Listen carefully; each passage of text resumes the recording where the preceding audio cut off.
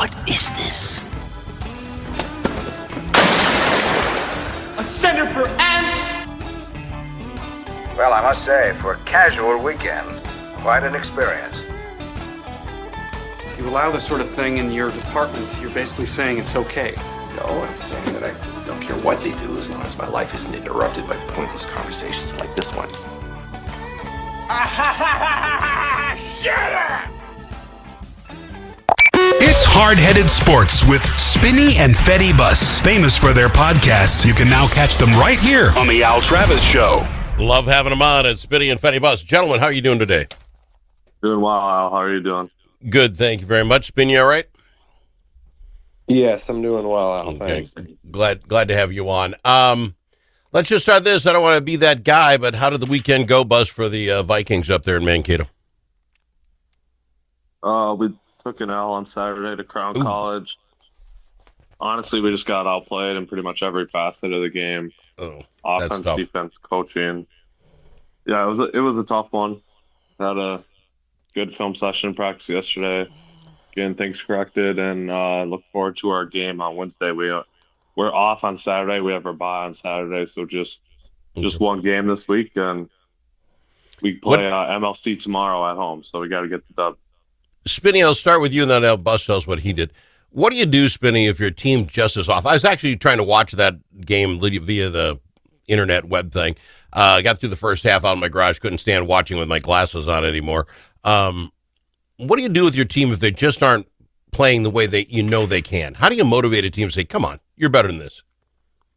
I mean, I think there's a lot of ways, Al. I think you got to feel your team in that moment and what they need and what the vibes are, and you got to make your best decision, whether it's making a substitution change, whether it's ripping them, whether it's, making sure they're confident and doing their jobs, whether it's focus. I think there's a lot of areas, and as a coach, like especially in the moment, you're just going with your gut instinct and what your stats say and rolling with it. What did you do, Buzz? A lot of screaming, negative language, that sort of thing right in their grill? That's what I'm hoping for. No? Old school stuff? What did you do? No, I think you just kind of mix it in. Kind of more of the confidence approach, trying to get their confidence up. And then, in regards to energy and effort, hustle plays like that, then you can get after them on that kind of stuff a little bit. You don't want to get their spirits too down when you can tell they're already down in the first place. You know what I mean? Sure. They wanted to win the game. It's not like they didn't. So, and then obviously, like I said, film is a huge thing because in the moment things can kind of seem like, wow, I feel like maybe coach is just ripping into me too hard. But then you see it on film, it's like, okay, that's exactly what he said was happening. So, film never lies. Proof is in the pudding. All right. So you got a game on Wednesday. Go get him, my friend. Spinny, Fetty, we haven't been able to talk about it. Quincy Adolfo-Menza, president of the Minnesota Vikings, he's out of there. Get out of here, you knucklehead. We just gave him an extension in May. Spinny, how does a great GM like him, getting an extension in May, get fired in January? I mean, I think it's the quarterback situation, Al. I really do. I mean, that's what it seems like from the perspective of whether it was keeping Sam Darnold, whether it was what the draft process was supposed to look like this year. But there was obviously a divide between KOC and Kwesi on how they wanted to move forward, and, they picked KLC. That's how it seems. That's how I read it. Buzzes, every decision these guys make, if they were wrong with McCarthy, and people are still saying that he might be right in the long run, we don't know, the kid's young yet, that's the general manager's job. If he makes that call and it's wrong? That is the general manager's job, is acquiring the players, drafting the players, signing guys in free agency. Each and every one. He has to see into a kid's mind and whether he can handle the NFL or not. I guess my point is they just gave him an extension. He's 4 years in. We like him. He seems to know his stuff. Oh, got the quarterback thing wrong. You're out of a job. I think that's just the biggest issue. That's just the biggest issue. But you look across his draft history at every draft he's had, he is a terrible drafter. I mean, he's hit on maybe, 2 picks out of his, 20-some picks that he's had as a GM. Then what was the extension? What was the extension for, Spinny, in May? I really don't know. Here's the thing. I don't get the extension piece. Yeah, I think Dallas Turner and Jordan Addison probably Queasy's Yeah, best two exactly. picks. So again, probably not ideal. But my big thing is, I think it's the unwillingness to pivot. That's how it seems to me. Like, you don't have to get every pick right. Look at San Francisco. They drafted Trey Lance.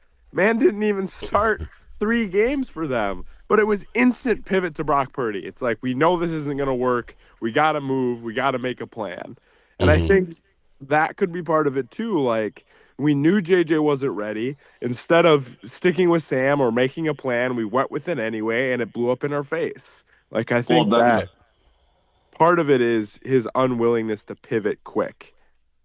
yes, I agree with that. And the other aspect too is the fact that the report said that KOC told Quessy that JJ wasn't ready and told Quessy to do everything he can to re-sign Darnold. KOC wanted Darnold back. He wanted Darnold to be the quarterback this year, and he apparently lowballed Sam, and then that's why he left. So that's a big red flag to me as a GM. You should be listening to your coaches and taking their advice, which he didn't seem to do. All right, we know more about coaches because every year at the end of the season, we know what coaches are free and who's out there and who's the next guy stepping up. Who do we have that steps into this role as we have now the next season? Either you got to figure you're going to go with JJ or not, or you're going to find somebody else. This is kind of an important season for us because I don't think you get another one after this. We are in the mode of getting somewhere this year. Didn't. You might get one more year, and then people are going to leave this train. Who do you get to bring in? Do we even know who are quality general managers out there? This is what surprises me is that the report said, I forgot who they named, but one of our executives is going to be running the team through the draft. So apparently we're not hiring a GM till after the draft, which that doesn't really make sense to me because I feel like you would want somebody in to pick their own guys. But I'm assuming they're just going to lean on Flores and KOC during the draft and go from there. But yeah, obviously it's kind of a weird time to be searching for a GM because everyone already has a job pretty much for the most part. Spinny, do you have any name? I mean, I can't name GMs in the league for as important as evidently this job is. I don't know any GMs out there waiting for a job. Maybe we should do it. Your thoughts, Spinny? Yeah, I mean, that's what I mean. I could probably name like 5 NFL GMs total, so I don't think I'm the guy to look for the GM search, but we do just need somebody that works well with KOC, that can hit a little bit in the draft, and that is willing to pivot and admit when they're wrong and move forward. I think that's what we've seen from the best GMs. Brandon Beane has done it in Buffalo. We've seen it with John Lynch in San Francisco. We've seen it with Les Snead in LA. Like, you can make wrong decisions, but you cannot double down on your wrong decisions. All right, fair enough. We'll see where we go from here. The other one, just to get us to break quick, the Twins got rid of Derek Favre, which you had to, right? You take a Twin squad, and I don't know if it was Derek's job to gut this squad, but they did. There is nothing left here. Someone had to go because I don't see anybody even signing up to get, FanDuel or Major League Baseball to watch this team. He had to leave. Is that a good start, Bus? Will that get you saying, now I can watch the Twins? I mean, no, not really. He's just like Rocco. He's just a fall guy in this situation. We all know everything comes down from the poll ads. I mean, you can't necessarily do your job as a GM without the higher ups' approval, right? So I don't know. Well, you say that. Why is Favre not out there screaming, saying, "I did everything you wanted me to, and you're firing me"? I'm not opposed to the firing and getting somebody new in there. I'm definitely not. I'm just saying we all know, like, to gut a roster like that, you had to have been told to do so by the poll ads because they were trying to save money. Everything comes from the poll ads, and ultimately, as long as they're the owners, it's going to be tough to cheer for them. Won't lie. Spin. So now you got to listen to the boss. Poor Favre did everything he was told to do, right on down to gutting this squad. He gets fired. No one's now going to pick him up, and the poll ads still own the team. You know what I'm saying? Is this guy a knucklehead? He should be yelling and screaming and saying, "I did everything I was told." Your thoughts on him being gone? Yeah, it's a tough situation, and it's why ownership in sports is the most important thing, because it's like you can bring in the smartest, best GM, head coach, whatever, but at the end of the day, the owner has the final decision, and the owner is the one that's building it top to bottom. And if it's not organized and efficient, and if they're making bad decisions, doesn't matter like who you bring in. I mean, look at the Browns. Like, There's been multiple coaches and multiple GMs that they've brought in that have left and been super successful at other places, but you just can't be successful with Jimmy Haslam. It's like, I think it's a similar thing to the Pole lads here in Minnesota, unfortunately. So what do we do from here? Who takes this gig? What coach do you find? What manager do you find? What president do you find and say, hey, we have nothing here. We have nothing on the shelves. We have no prospects, but we'd love to have you come in and turn this ship around. Who takes this gig? I don't think I'd take this gig unless I had a 5-year guaranteed contract, because the first couple are going to stink no matter what, and then you're hoping to build. Your thoughts, Bus? You don't take this in the short term. Yeah, it's going to be tough to get somebody in the door. I mean, obviously they're going to be able to hire somebody on the low. Knowing them, they're not going to be spending that much money on this position, and they're going to find somebody that's going to work around the margins up to get the team a little better. But they're not going to find anybody extraordinary that's going to come in and just change the team with trades and free agent signings. That's for sure. Yeah. All right, Spinny, I know you're making huge bucks, but let's just pretend you understand what the common guy is all about. Are you spending $90 a month to get the Major League Baseball package to watch this squad as it sits today? Absolutely not, Al. I mean, like, I kind of, like, I barely want to, like, put the arm work effort to push my remote button to the Twins channel. Like, that's how little effort. Yeah, literally, that's how little effort I want to put into it. I have to, like, support my remote arm because I can't put extra effort into it, Polad level effort into this. Fair enough. We'll have more time to talk about them as we go. We've got more stuff to talk about. We've got to do some trading. The Minnesota Wolves coming up next with Bus and Spinny. We've got them, Hard-Headed Sports. When the stakes are high at the Minnesota Capitol, you need more than a lobbyist. You need a partner. At Momentum Advocacy, we bring nearly 90 years of combined experience in government relations, public affairs, and strategic communications. From nonprofits to national corporations, we help organizations navigate Minnesota's political landscape with integrity, insight, and results. Whether you need legislative champions or headlines, Momentum Advocacy delivers. For more, visit momentum-advocacy.com. Momentum Advocacy, your friends at the Capitol. Think about it. Now that school's back in session, how are Minnesota students doing? Not very well. Minnesota ACT scores fell again last year and are the lowest they've been in 10 years. In fact, fewer than half of Minnesota students can either read or do math at grade level. Think about it. We used to brag about our schools. Now we're losing to states like Mississippi. Visit AmericanExperiment.org for more information. Think About It is brought to you by Center of the American Experiment, Minnesota's think tank.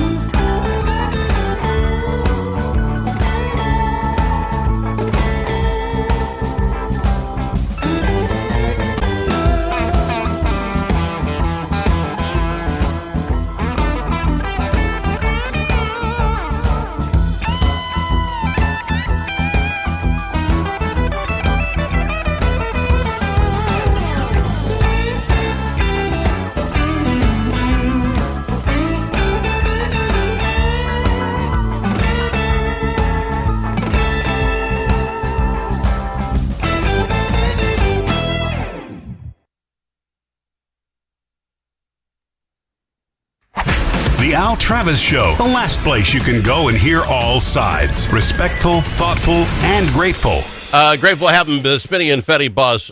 Guys, I'm just to the point, I'm just calling for it. Make a trade. I don't care what the trade is. Make a trade. The Minnesota Timberwolves do not have the mental ability to play this game anymore. They're driving me nuts. You get a Memphis Grizzly team in here. You had a tough patch. Now we got a couple of good wins. I think we won the game before last night. I don't know, 30 points, something like that. Then the Wolves that I just detest showed up last night, and they lose to the Grizzlies. The Grizzlies are 10 games under 500. The Grizzlies have no one on their team. Let me just real quickly bring up the names.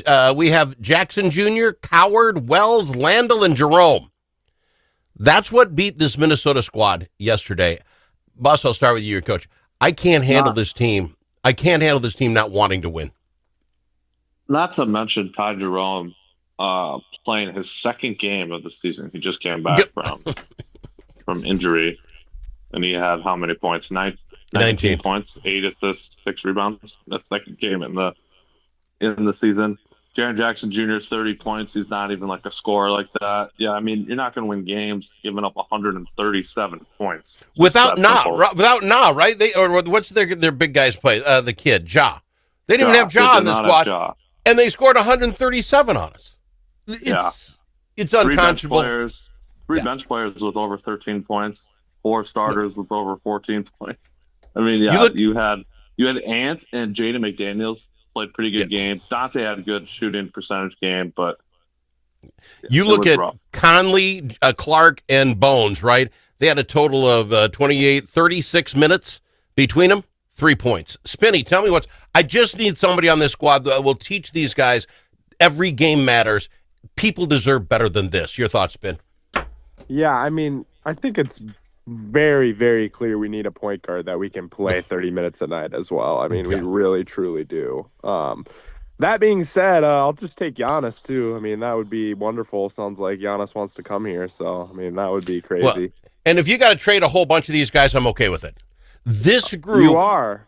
I am. I obviously, you can't touch Edwards. I'd rather you didn't touch Randall, because I think day-to-day Randall is the rock right now. Daniels, yes, he's got an upside like nobody's business, but I don't know where he goes sometimes. Those 3, everyone else you can play with. Everyone else. I can't watch a team not seem to care. These are the gimme games. These are the games that make you look like you're good, and then when the good teams come, you can really have some fun. How are they going to do with our next game, which is, Al, you knew it off the top of your head when you started. We're playing the Raptors.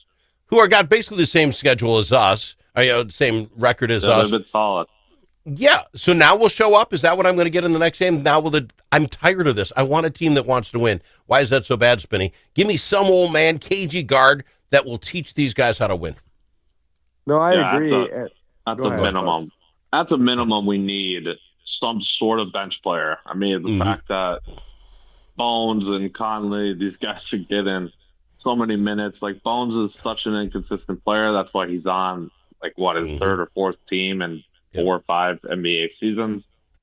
You love Bones for 2 weeks, and then for 2 or 3 weeks he's literally horrendous. And we've seen that for the last couple of games now. Conley is the worst player on the team. There's no doubt about that. So the fact that these guys playing significant minutes is a big red flag. We got to go get somebody that can provide a spark off the bench, or in our starting lineup, which shifts Dante to the bench, one of the two, because Nas is the only thing we have right now. Okay, Spin, your thoughts on that? Yeah, I agree. And Al, we just got a bunch more of these games coming up. The rest of February, we only played 2 games against teams with winning records. So, I mean, it's like we have to be able to execute in these type of games if we're going to be the team we want to be. And with Jokic out and all the injuries going around, we have a legitimate shot at the 2 seed. And it's we cannot screw around. I completely agree. And I don't know if it's coaching or what, but you look, Conley is out there playing. He's getting nothing for points. What happened to Dillingham? How poor is this kid? How bad a call is this if he doesn't even sniff? I don't even think under his sweatpants, he's wearing street clothes. He knows he's not getting in the ballgame. Yeah, it's really depressing to see how far he's fallen off. But at the same time, this is Finch. He never plays his bench during the regular season. Never tries to develop young guys.